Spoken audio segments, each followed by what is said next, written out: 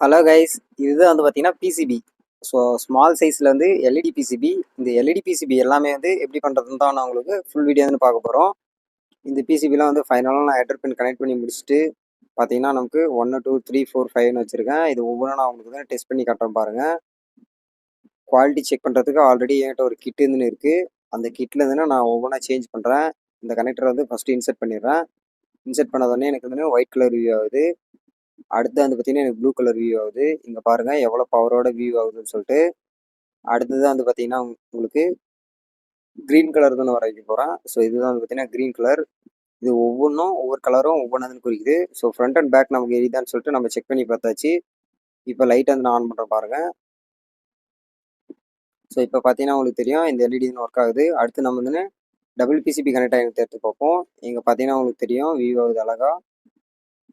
ஃபைனலாக வந்து பார்த்தீங்கன்னா இந்த பிசிபியில் ரெண்டும் ஓகே தான். இந்த பிசிபி வந்து முடிஞ்சுது.